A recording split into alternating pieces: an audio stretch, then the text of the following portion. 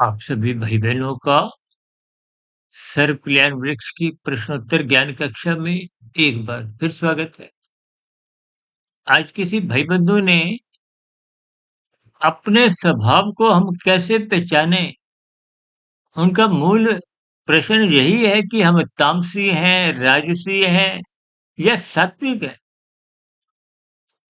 अक्सर हम बार बार प्रकृति के तीन गुण तमोगुण, रजोगुण, सत्वगुण की ही चर्चाएं करते रहते हैं।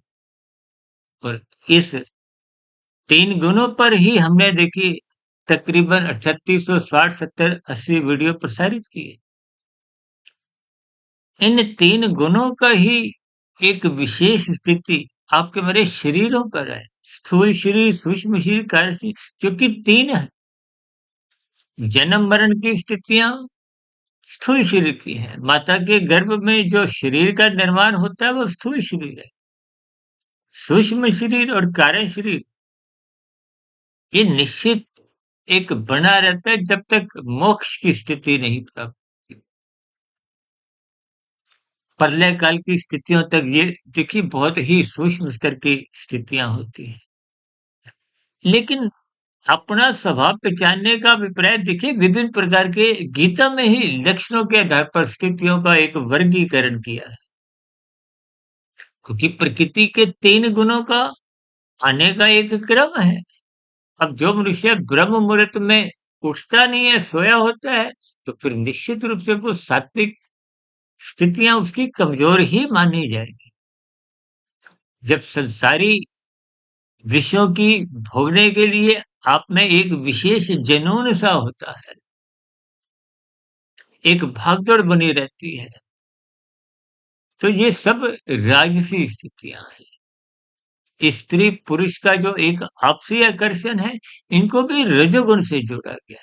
लेकिन ये सभी राजसी स्थितियां तब तक मानी जाती है जब तक वो सात्विक धर्मानुसार कानून सम्मत होती है। यानी कि कानून के अंतर्गत भी देखिए कहीं कोई स्थितियां बिगड़ती नहीं। जहां कानून का उल्लंघन होगा फिर तो वो तामसी स्थितियां बन जाती। यहाँ शास्त्र विरुद्ध आपका कोई जुनून होगा, चाहे भले ही प्रकृति के सुख पाने का। अब देखिए ना, यदि आप और हम झूठ बोलते हैं, हेरा फेरी करते हैं, किस लिए? संसारी सुखों को पाने के लिए। तो ये निश्चित रूप से तामसी स्थितियां हैं। यानी कि जब जब आप कानून का उल्लंघन करते हैं, किसी भी प्रकार का शास्त्र विरुद्ध पाप कर्म कर जाते हैं, जिनको शास्त्र मना करते हैं, वेदों का ज्ञान तो विस्तार से समझाया गया, ये करो ये मत करो। यूं तो आत्मा मेरी आपकी सबकी पहले से ही ज्ञान।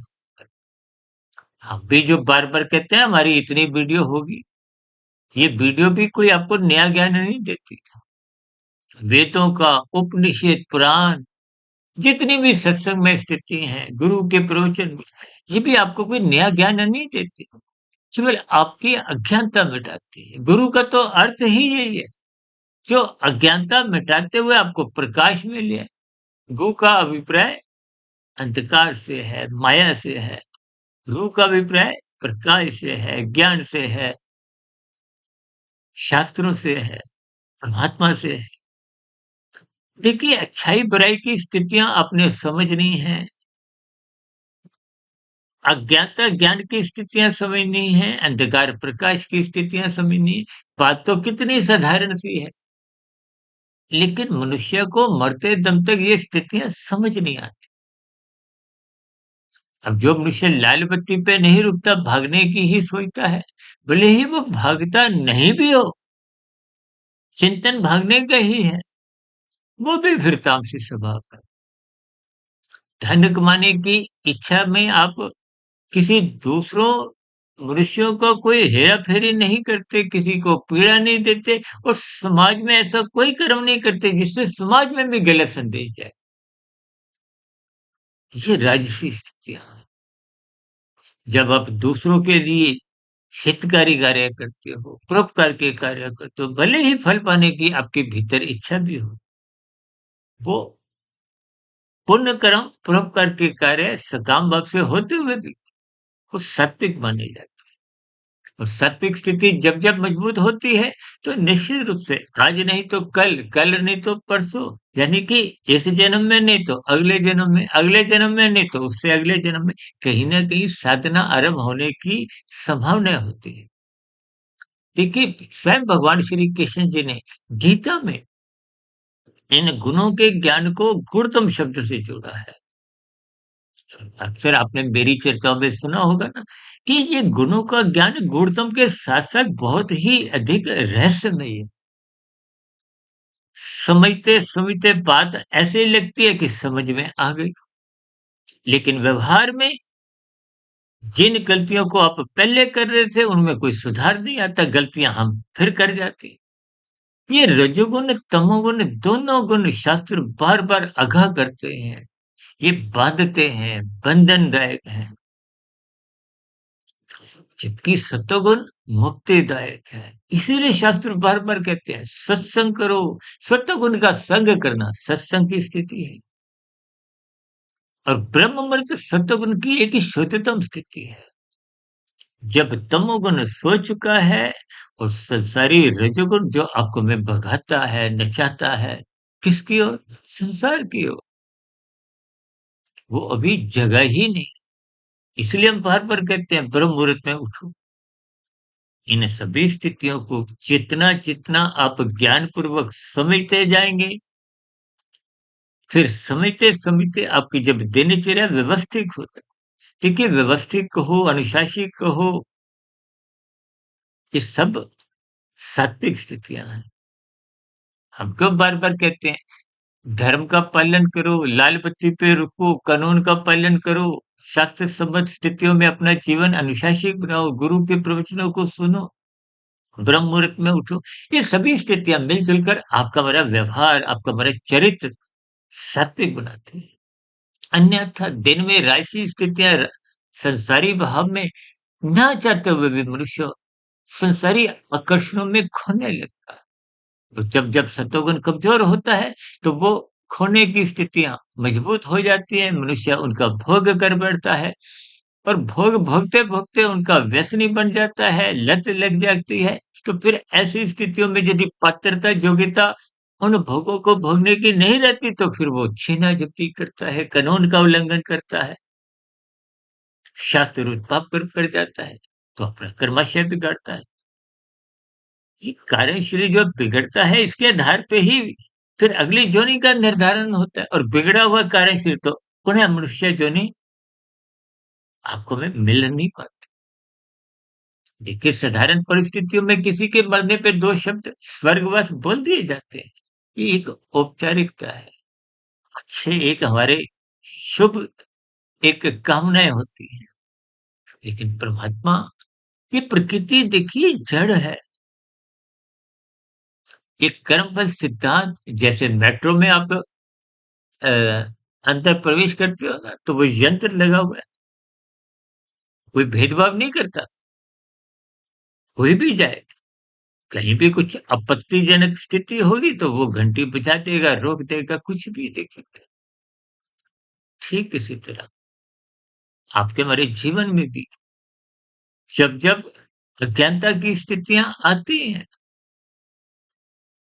तो देखिए आपके भीतर भी, क्योंकि हम सभी आत्मा एक ज्ञान स्वरूप है, भीतर से भी घंटी बजती तो है, लेकिन उस घंटी को आप नजरअंदाज कर देते हो।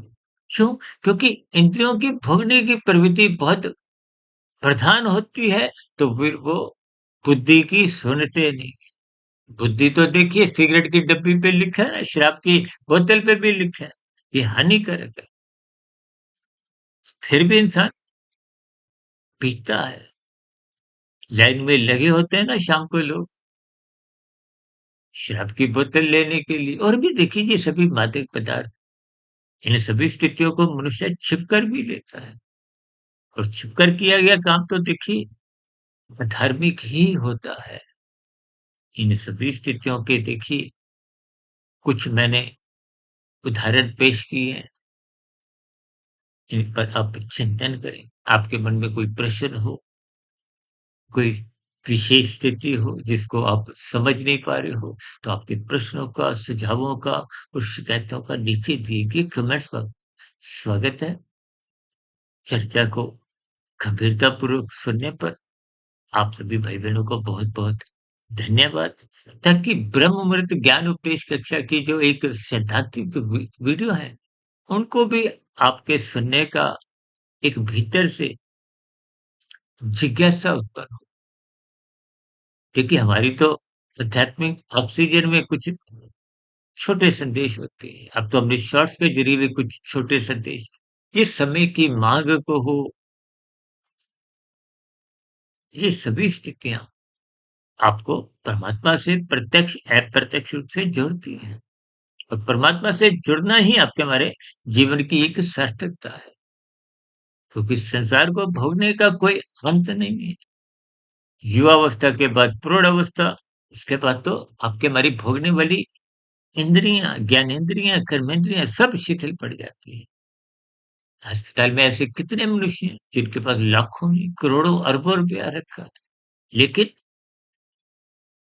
खाद्य पदार्थ खाने की क्षमता इंद्रियों में नहीं है। तो तरल पदार्थ द्वारा, नली द्वारा, कृत्रिम नली द्वारा भीतर ग्लूकोज़ पहुँचाया जाता है और कहीं-कहीं तो स्थितियाँ और बिगड़ जाती हैं, मल-मूत्र त्यागने के लिए भी कुछ ऐसी ही स्थिति इसलिए जीवन में सात्विक बने ताकि सात्विक स्थिति में मनुष्य पाप कर्मों से बचा रहता है। साधना आरंभ नहीं भी हो, कोई बात नहीं। साधना आरंभ हो जाती है तो बहुत अच्छी बात है। यदि नहीं भी होती, तो कम से कम सात्विक बनी। सात्विक भी नहीं रह सकते तो कम से कम राजसी बनी। लेकिन रजोगुण के लिए तमोगुण में नहीं गिरे।